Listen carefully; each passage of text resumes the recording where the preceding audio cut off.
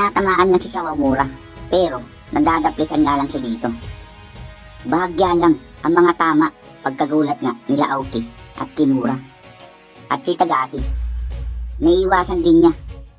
Buklang gulat nga dito si Tagaki dahil naiiwasan din ni Mashiba ang mga bullet punch ni Sawamura.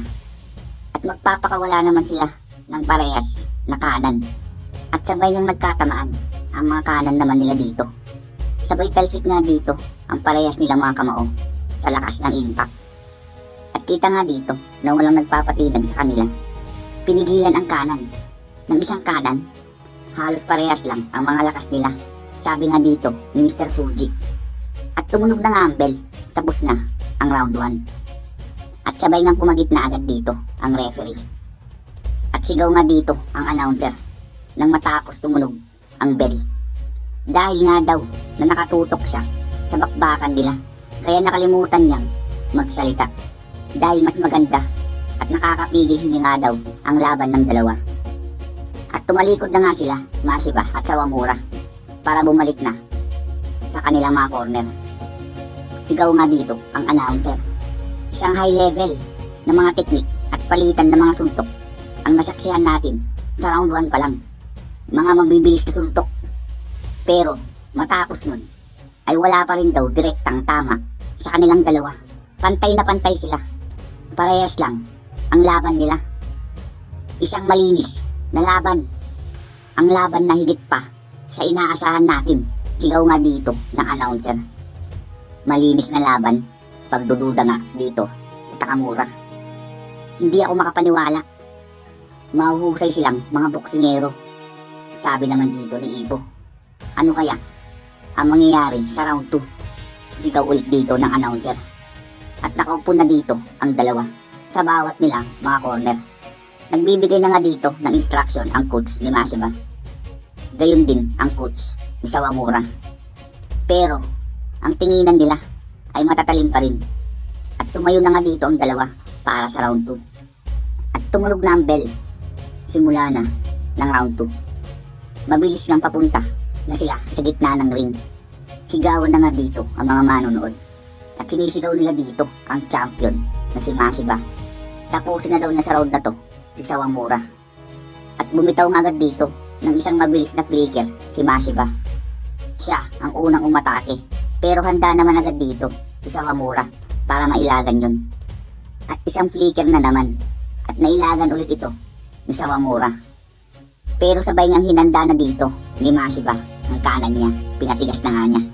Napansin naman agad ito ng mga manonood. Pinatigas niya na ang kanan niya. Naghihintay siya para pakawalan yan. Balak na niyang tapusin ang laban na to sa round 2, sabi nga ng mga manonood. At pinakawalan na nga ni Mashiba ang kanan niya. At sinalo nga ito ni Sawamura ng kamao niya dahil hindi na nga niya ito maiiwasan pa. At talsik na dito si Sawamura sa lakas ng impact ng kanan ni Mashiba. Nawala siya sa balanse. Sigaw nga dito ng mga manonood. At dahil nga doon, eto na, susundan na agad ni Mashiba ng kanan niya si Sawamura. Malakas nga itong paparating na kanan niya. Pero mabilis din na sumuntok ng kanan si Sawamura para huminto ang pagsuntok ni Mashiba. Isang perpekto na counter.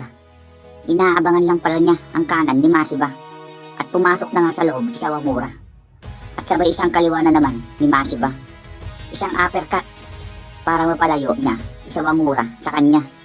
At nakailag na ulit si Sawamura. At sabay nang sinundan nga ulit ng kanan. Pero eto nga, sasabayan ito ni Sawamura ng isang right cross. At eto na nga, ang right cross ni Sawamura. Pero napigilan agad ito ni Mashiba. Gamit mismo ang kaliwang pagsuntok. Hinawi niya ang siko niya. Parang sa ginawa niya kay Miyata. At nagpalitan na nga sila dito ng mga suntok nila. Parehas nga lang silang nakakaiwas sa bawat pagsuntok ng isa't isa. At nagsabayan nga sila dito. Sabay na nga ang pagsuntok nila sa pagdepensa nila dito. At sabay nga nun ang pag-ikot nila sa gitna ng ring. At nagugulat nga dito ang mga manonood dahil wala pa rin tumatama sa mga suntok nila. At sabi nga ng coach ni Mashiba na hindi ito makapaniwala na nakakasabay sa bilis ni Mashiba si Sawamura. Gayon din ang iniisip ng coach Sawamura.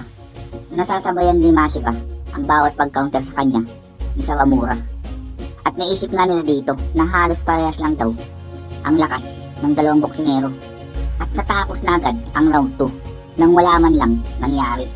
At kahit pabalik na nga sila sa corner, ay tinititigan pa rin nila ang isa't isa. Hindi pa rin natin makita ng malinaw ang maaaring mangyari sa laban na ito. Sigaw nga ng announcer. Mahirap mahulaan to ngayon. Sinasabi nga nila Mr. Fuji at Miss Imura na parehas lang daw ang lahat ng aspeto ng kakayahan at bilis nila. Maging kung paano ang opensa at depensa nila sa laban ay nagkakapareho.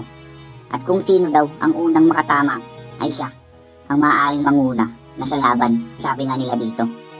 At sinasabi nga din dito nila Kimura at Aoki na magiging mahaba daw ito na laban dahil saktong-sakto sila na labanan ang isa't isa.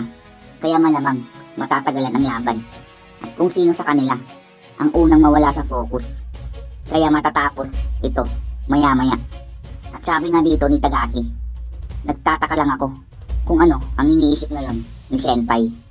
At napalingon naman dito sila Kimura at Aoki dahil parehas na niyang nakalaban ang dalawang yan. Naiisip ko lang kung paano niya ina-analyze ngayon ang sitwasyon. Sabi nga ni Tagaki, anong nangyayari sa'yo, Kumi? Sabi nga ni Ippo. Ano sa tingin mo ang mangyayari? Biglang tanong nga ni Kumi kay Ippo. Anong mangyayari? Pagkagulat nga ni Ippo. Wala pa akong ideya kung ano ba, sabi nga sa sarili ni Ippo. Seconds out, sigaw na nga dito ng announcer. Simula na ang round 3. Huwag mong madaliin, dahan-dahanin mo siya, bigyan ng pressure. Darating din ang tsansa mo. Hintayin mo lang, sabi nga dito ng coach ni Sawamura. Dahan-dahan, maghintay, sabi nga dito ni Sawamura. At nagulat nga ang coach niya. Ayoko na ng ganito, sabi nga dito ni Sawamura. Ang dalawang round na yon, natulungan ako para maisip ito. Ano yun, Mashiba? Sabi nga ng coach niya. Kung gagamitin mo lang ang paraan ng pagboxing laban sa kanya, ay walang mapupuntahan yon, sabi nga ni Mashiba. At simula na nga ang round 3. Nasa gitna na ng ring ang dalawa.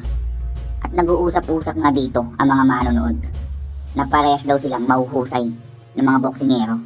At lagpas na raw sila sa pag-national level lang. At dapat daw ay napapanood na ito ng mga baguhan ng mga boksingero para matuto sila. At naririnig na ito ni Mr. Kawabe. At natutuwa ito dahil nga doon. At si Sawamura naman ngayon ang unang umatake. Isang kaliwa nga agad dito. Isang bullet punch. At nakailag na ulit si Mashiba. At sabi nga nito, pero kung hindi ito gumagana sa kanya, kung makakaiwas lang ulit si Mashiba, napapagod na ako sa ganito lang, sabi nga ni Sawamura. Nabuburing na nga raw ito sa nangyayari sa laban dahil hindi nga sila nagkakatamaan dito. At naiwasan na ulit ni Mashiba ang bullet punch ni Sawamura. Pero ito nga po, mukhang may balak na si Sawamura. Hinawi na nga niya ang kamao niya pagkailag ni Mashiba papunta sa mukha ni Mashiba. At sapul nga dito si Mashiba sa kaliwa ni Sawamura na hindi nga iyon inaasahan ni Mashiba. Gagamitan na nga ni Sawamura ng dirty tricks dito si Mashiba. Nagulat nga lahat sila dito sa ginawa ni Mashiba. Sigaw nga dito ang mga manonood. Tinamaan ng challenger ang champion sa pagbalik ng braso niya. Sigaw pa nga dito ng announcer.